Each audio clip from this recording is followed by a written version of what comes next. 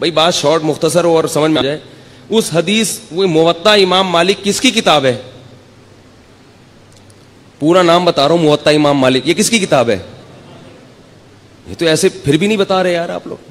یہ تو ایسے ہی ہو گیا جیسے ایک وہ تھا, ایک وہ بیٹھا ہوا تھا, وہ پہلے زمانے میں سیٹ چیلے, وہ تو نہیں گرو ہوتا تھا نا, اس کا ایک چیلا ہوتا تھا, ہے چیلا. تو جو چیلا تھا نا وہ بڑا مالدار تھا, اور گرو کیا تھا؟ غریب بیچارہ, ظاہر ہے اس کا نوکر تھا.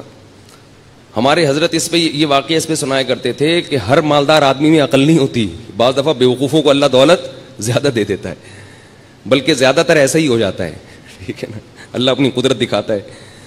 تو اور اگر اللہ یہ اصول بناتے کہ جس کے پاس پیسہ ہو تو اس کے پاس, جس کے پاس عقل زیادہ ہو پیسہ بھی ہوگا, تو بیوقوف تو بھوکے مر جاتے بیچارے. تو کیا ہے کہ عجیب حساب ہے کہ بعض دفعہ عقل بالکل نہیں ہوتی, پیسہ بہت ہوتا ہے. تو اس پہ حضرت یہ واقعہ سناتے تھے کہ وہ ایک چیلا تھا, بڑا مالدار تھا, اس کا ایک نوکر تھا. تو چیلے نے اپنے نوکر سے کہا, گرو سے کہا کہ مجھ سے, وہ حضرت پنجابی میں سناتے تھے, بڑا مزہ آتا تھا مجھے, وہ پوری پنجابی اس طرح آتی نہیں ہے, تو میں کچھ اردو کچھ پنجابی کا تڑکا لگانے کی تھوڑی سی کوشش کروں گا, کیونکہ اس لطیفے کا پنجابی میں ہی مزہ ہے. جو لطیفہ جس زبان میں بنا ہو وہ اسی میں سننے میں مزہ آتا ہے, وہ کسی اور زبان میں جب ترجمہ ہوگا تو اس بیچارے کی لطیفے کی ایسی کی تیسی ہو جاتی. تو حضرت اس پہ سنایا کرتے تھے کہ وہ گرو نے اس سے پوچھا, بلکہ وہ سرائکی میں ہے, کہ اپنے نوکر سے کہا کہ مجھ سے کوئی پہیلی پوچھو, لیکن یہ بتا دوں اگر مجھے اس کا جواب نہ آیا نا تو تیری ٹھکائی لگاؤں گا میں.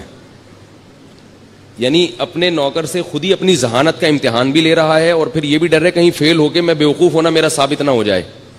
تو کہہ رہے کہ اگر مجھے اس کا جواب نہیں آیا نا, مجھ سے حل نہیں ہوئی, تو میں تجھے چھوڑوں گا نہیں. اب وہ بیچارہ پریشان, یہیں سے بیوقوفی شروع ہو گئی نا.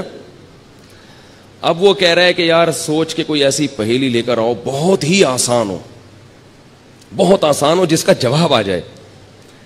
تو اب اس نے پہلی پوچھی کہ حضور بتاؤ کہ ایک جانور ہے تے پونچھ گھمیندی ہے. گھمیندی پنجابی کا لفظ ہے, سرائکی کا لفظ ہے, سرائکی ہے نا, تو سرائکی میں یہ لطیفہ. پونچھ گھمیندی ہے, چولہے کے گرد گھومتی ہے. یعنی ایک جانور ہے جو اکثر چولہے کے گرد گھومتا ہے اور دم ہلاتی ہے رہتی ہے, صحیح ہے نا.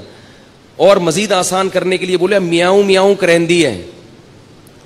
ٹھیک ہے, اب تو بات ہی حل ہو گئی نا. ایک جانور ہے جو گھر میں رہتا ہے, دم ہلاتا ہے اور اکثر چولہے کے گرد گھومتا ہے اور میاؤں میاؤں کرتا ہے. بوجھو کی ہے, بتاؤ بھائی کون سا جانور ہے. اب وہ سوچ میں پڑ گیا. اب وہ کیا ہو رہا ہے, سوچ. کافی دیر سوچنے کے بعد بولتا ہے ککیڑ, مرغا. اب یہ نوکر نے بولا میری تو آئی شامت, اگر میں بولوں غلط ہے. بڑا ہوشیار تھا. اس نوکر نے بولا حضور لگتا ہے کسی نے دسیا ہے, یہ اتنا مشکل پہیلی کا جو آپ جواب لے کر آئے ہو, یہ لگتا ہے کسی نے آپ کے کان میں چپکے سے بتایا ہے. بڑے فخر سے کہتا ہے اوئے عقل جی دوڑ ہے, عقل جی. یہ کیا ہے؟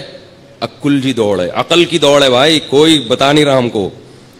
تو میں آپ سے پوچھ رہا ہوں موطا امام مالک کس کی کتاب ہے؟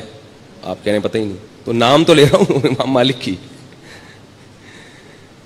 یہ تو ایسے ہی ہو گیا جیسے ایک امتحان میں سوال آیا. پہلے محمد بن قاسم کا پورا تذکرہ تھا کہ اس نے ہندوستان پہ 17 حملے کیے اور یہ کیا اور وہ کیا. آخر میں بچوں سے سوالات تھے, کیونکہ وہ بچے اتنے نالائق تھے, آج کل جیسے اسکولوں کے ہوتے ہیں کہ وہ استاذ پیپر اتنا آسان بناتے ہیں پھر بھی پاس نہیں ہوتے. تو اب استاذ نے تنگ آ کے جو پیپر بنایا نا وہ یہ تھا.